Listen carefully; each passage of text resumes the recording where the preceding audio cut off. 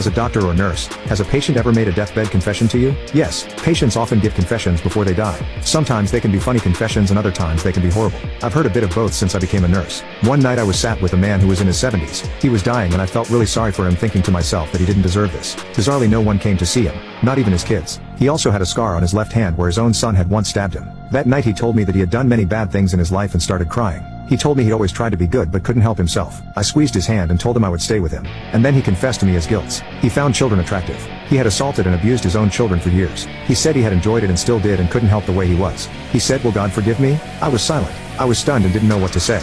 He literally said all this in a few minutes and it was so much to take in. And then he asked me if I was his daughter, would I forgive him? I said no, I wouldn't. I now realized why this man's family hadn't come to visit him. I now realized why his son had stabbed him. After I answered him, he smiled and closed his eyes and he was gone just like that. It was a horrible confession to hear and it still creeps me out today. After he died, his belongings were to be collected and the family told the hospital they didn't want anything back. I can't say